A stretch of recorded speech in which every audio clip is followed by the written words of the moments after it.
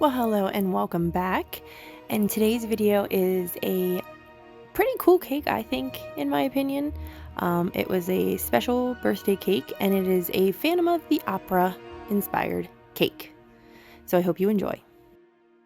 So this cake was 3 tiers.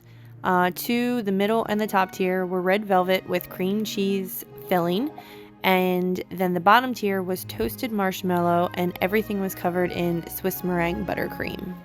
So obviously first I had to stack and icing the cakes for each tier. So that's what I'm doing here. The little one was a little stinker trying to move around on the turntable, so to help, I would put a skewer in the top to help control it from moving. And then for certain angles, I put my fingertips at the edge of the cardboard or the cake board to help steady it. And then obviously when you're done and you have it all smooth, you take the skewer out and you clean the top off so you don't have a skewer hole.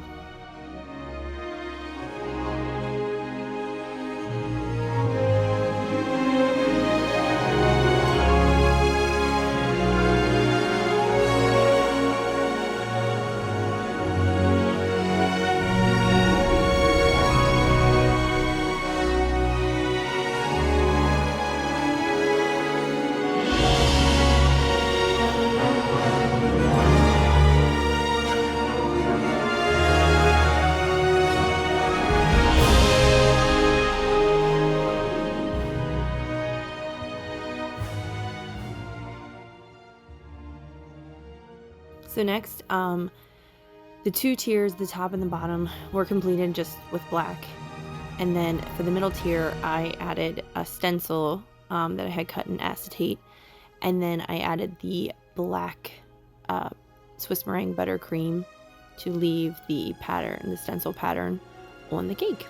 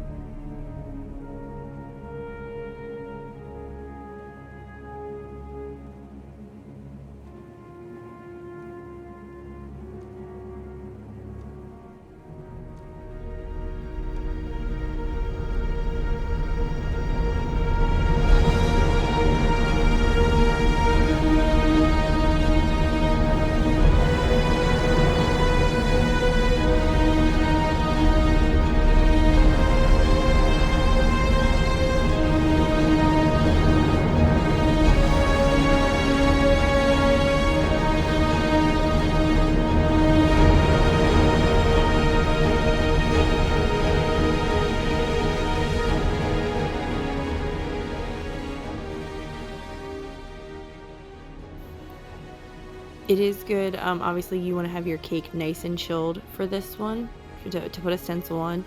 So I had it nice and chilled before I put the stencil on, and I took pins to secure it to the cake, and then obviously added the black icing, and then I started scraping it off. And when I started to peel, since this was such a detailed stencil, I pulled it up easy just to make sure that it wasn't pulling anything that wasn't supposed to come off with the stencil. If you do notice, like when I made this cake, it was super humid, so I would notice a little condensation. So if you are starting to notice condensation, that will make, when you pull the stencil off, it will start to pull the icing with it, obviously, because it doesn't have a good grip to the cake with the condensation there. So if you're starting to notice that, you can either dab it with a paper towel, obviously like Viva is good because they don't have a pattern, or you could put it back in the fridge or the freezer just to get it to cool back down and everything. So that is definitely a good tip.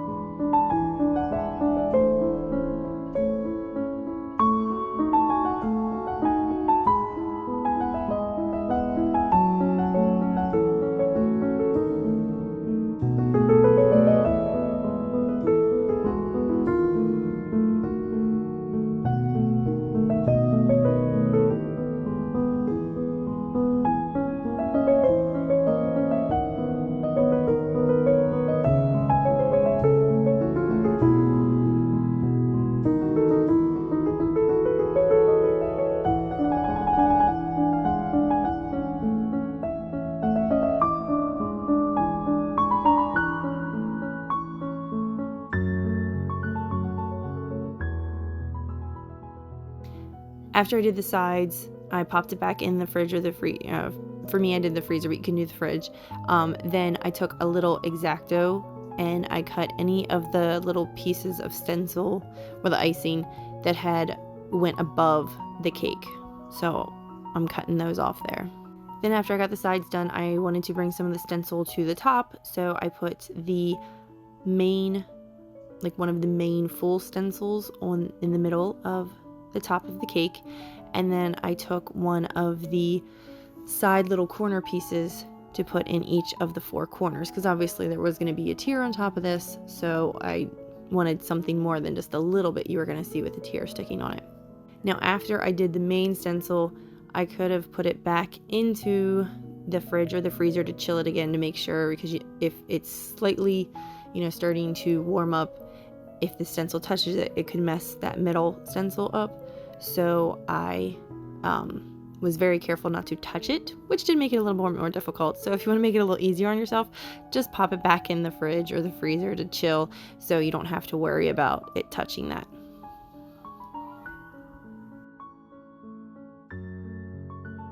I also wanted to make a mask, so I had printed a 3D print of the Phantom mask, and then I took my gum paste, got it all nice and ready to be worked with, put some saran wrap down on top of the mask so I didn't have any trouble getting the mask off once it had dried, and then I started making all the forms and everything, like making sure the nose was accented, the eyebrows of the mask, and then cut out the eye area and took the ball tool and rounded all the edges and everything so they weren't sharp, because obviously in the mask you don't want it looking sharp and edgy.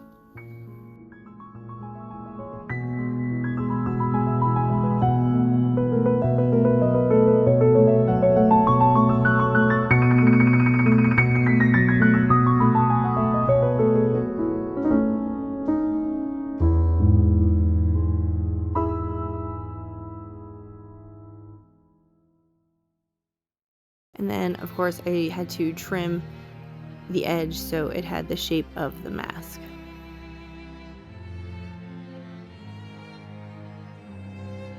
Once I had the mask to my liking, I left it to dry overnight, so it was all ready to go the next day when I got this cake ready, and it peeled super easy off the saran wrap.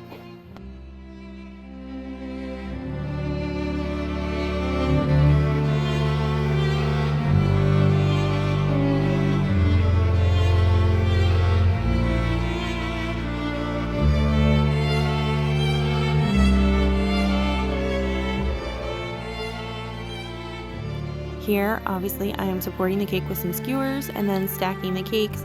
I didn't put skewers in to support the second tier because the top tier was such a small, it was a 3-inch cake, so it was small and light, so I didn't worry about that having any issues. For the border, I decided to go with this cool, I guess you call it a ribbon. It was in the ribbon section, but it was obviously way too wide to use it whole, so I just cut the strips in to 2, like with just 2 of the lines. It kind of looked like fake diamondy, I guess you would say, but I thought they really went with the theme of the cake. Then I added some red ribbon, cut it to the size of all 3 tiers, kind of stuck it to the icing on the bottom tier, and then had it overlap on the top, but that wasn't a big deal because there was going to be a gum paste rose on top. I also decided to add, because I found this really cool music sheet paper, so I rolled it up and tied it with a black ribbon, because those of you that know Phantom of the Opera or watched the movie know that he tied the rose with the black ribbon, and of course it's the Phantom, so he liked black. Then I just arranged the gum paste roses that I had made and on the cake to just add a really nice pop of the red to it and just really add to the cake, I think. I am going to be having a tutorial up for those gum paste roses, so when I get that up, the link will be right here. So what do you think of the cake, seeing it all done? I have been a huge fan of the Phantom of the Opera since my parents took me to see it on Broadway. I was probably like 10, 11, I think. And just seeing that in the Broadway, oh my gosh, it just had a profound effect on me. I've absolutely loved it ever since. I actually got to see it another time on Broadway with my high school choir when we competed in New York, so that was really cool to see it again. The movie is actually quite good. Obviously it's not exactly the same as the Broadway play, but it's really good. So if you haven't watched it, it's one I recommend if you like musicals, of course. But I have just always loved this, and the fact that my daughter loves this now is just amazing. Well, my youngest daughter, that she loves Phantom maybe almost as much as I do. But so I came up with this idea for a cake, and she loved it for a birthday cake, so it worked out perfectly. So if you like this cake, smash that like button and make sure you're subscribed and hit that notification bell so you don't miss any uploads. And let me know what you think of this cake in the comments, and I will see you in the next one. Live, love, eat sweets.